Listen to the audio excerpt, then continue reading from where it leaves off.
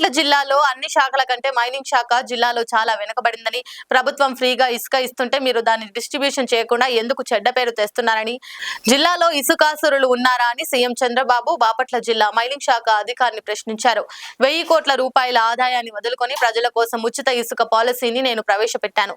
మీరు దాన్ని అమలు చేయలేకపోతున్నారు. మంచిగా పనిచేస్తే మీతో సరదాగా ఉంటా, పని చేయకపోతే మీకు దండం పెడతా.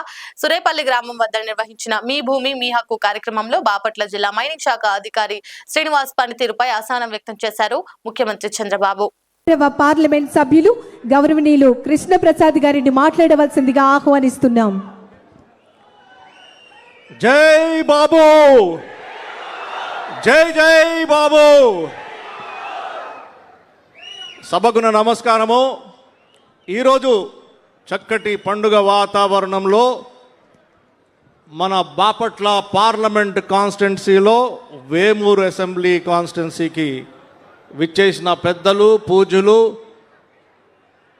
మన ఆంధ్రప్రదేశ్ ప్రియతమ ముఖ్యమంత్రి గారు శ్రీ నారా చంద్రబాబు నాయుడు గారు ఇక్కడికి రావడమే ఒక పెద్ద పండుగ.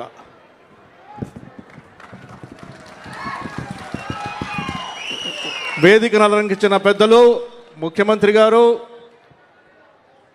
ఇన్ఛార్జ్ మంత్రి గారు కొలుసు పాఠశారథి గారు, రెవెన్యూ మంత్రి గారు అనగాని సత్యప్రసాద్ గారు, ఎనర్జీ మంత్రి గారు గొట్టిపాటి రవికుమార్ గారు, స్థానిక ఎమ్మెల్యే గారు నక్క ఆనంద్ బాబు గారు, ఎమ్మెల్సీ గారు ఆలపాటి రాజేంద్ర గారు, బాపట్ల ఎమ్మెల్యే గారు వేగేశ్వర నగేంద్ర వర్మ గారు, మన ఎమ్మెల్సీ ఆలపాటి రాజా గారు,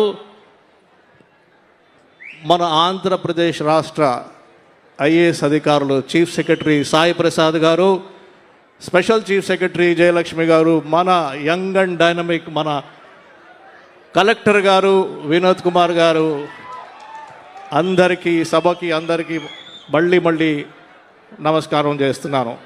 మిత్రులారా, ఈరోజు చాలా ముఖ్యమైన దినము. ఎందుకంటే జై అమరావతి, జై జై అమరావతి. మీకు నాకు మన ముఖ్యమంత్రి గారికి సమర్పించుకునే చాలా ముఖ్యమైన అంశము అమరావతి. అమరావతి బిల్లు పాస్ అయ్యేటప్పుడు మిత్రులారా, మీరందరూ నన్ను ఆశీర్వదించి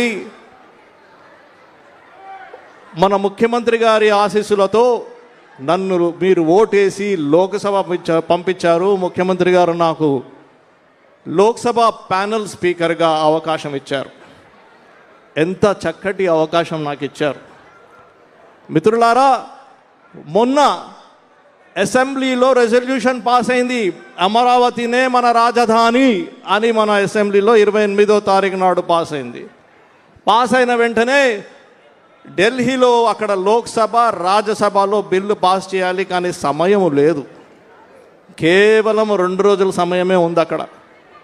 ఆ 2 రోజుల సమయంలో ఒకరోజు లోక్సభలో బిల్లు ప్రవేశపెట్టాలా, ఆమోదం తీసుకోవాలా, మర్నాడు మళ్ళీ రాజ్యసభలో ప్రవేశపెట్టాలా, ఆమోదించాలా. చాలా కీలకమైన పరిస్థితి. అప్పుడు మనం లోక్సభలో చర్చకు పెట్టినప్పుడు 11 పార్టీలు, జాతీయ పార్టీలు 11 పార్టీలు ఆంధ్రప్రదేశ్ రాష్ట్రానికి రాజధాని కేవలం అమరావతినే ఉండాలి అని 11 పార్టీలు ఆమోదించాయి. ఒక్క దిక్కుమాలిన పార్టీ వ్యతిరేకించింది. వ్యతిరేకించిన పార్టీ మళ్ళీ వాకౌట్ చేసి వెళ్ళిపోయింది. మిత్రులారా, ఆ రోజు నేను ఆ స్పీకర్ కుర్చీలో కూర్చుని ఓటింగ్ కోసము బిల్లు పాస్ చేస్తారా, ఎంతమంది దీన్ని ఆమోదిస్తారు, చెయ్యొద్దండి, ఎస్ అని చెప్పండి అని అడుగుతున్నప్పుడు నాకు నా కళ్ళ ముందు మన ప్రియతమ ముఖ్యమంత్రి గారు నారా చంద్రబాబు నాయుడు గారి చిత్రమే కనిపిస్తూ ఉంటుంది. మీరందరూ కనిపిస్తూ ఉన్నారు. ప్రపంచంలో ఉన్న తెలుగు జాతికి చెందిన ప్రతి ఒక్కళ్ళు నాకు గుర్తొస్తూ ఉన్నారు. అదే సమయంలో మరి అమరావతి రాజధాని అవ్వాలి, ఎంతమంది ఆమోదిస్తారంటే మొత్తం లోకసభలో ఉన్న ప్రతి ఒక్క సభ్యుడు ఎస్ మేము ఆమోదిస్తున్నాము అని గట్టిగా అరిచారు. అప్పుడు సడన్గా నాకు లేచి నుంచోవాలనిపించింది. అంతా ఎమోషన్గా నేను ఫీల్ అయ్యాను. కానీ ఆ బిల్లు పాస్ చేయాలి. ఆ బిల్లు పాస్ చేస్తున్నప్పుడు నాకు ఒక తెలుగు బిడ్డగా, ఒక తెలుగు బిడ్డగా నా జన్మ మన పునర్జన్మ సుకృతం అయినట్టు నాకు ఆ భావన. అప్పుడు నేను మాట్లాడలేకపోయాను, ఇప్పుడు మాట్లాడడం కూడా నాకు రావట్లేదు. కానీ మిత్రులారా, ఒక విషయం నేను చెప్తాను.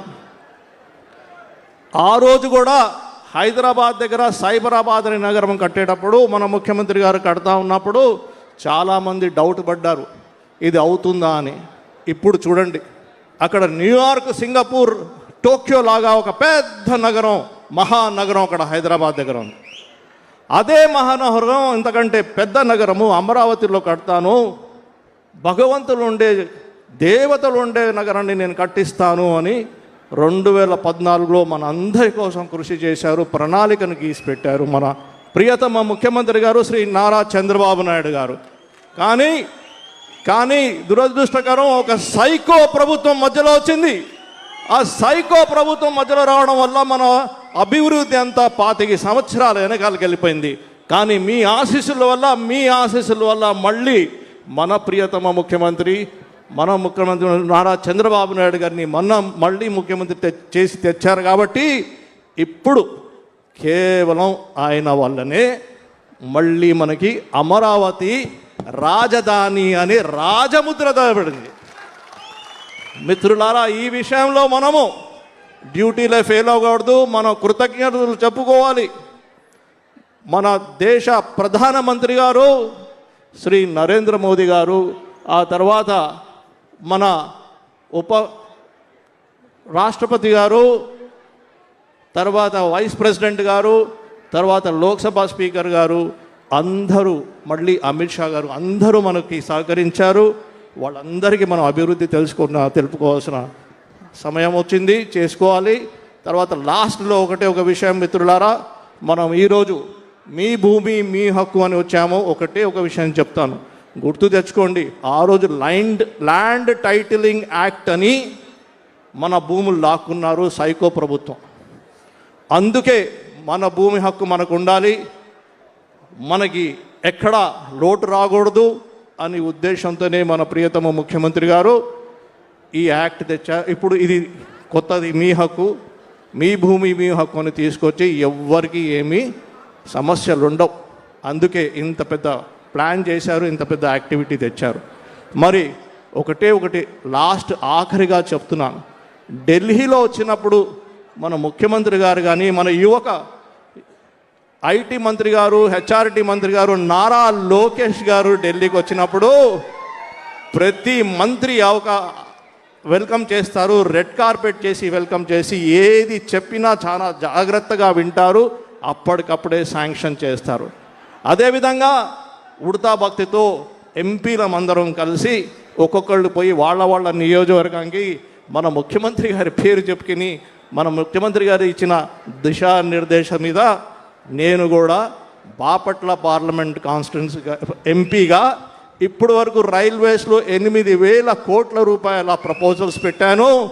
హైవేస్లో, నేషనల్ హైవేస్లో 6,000 కోట్ల రూపాయల ప్రపోజల్స్ పెట్టాను.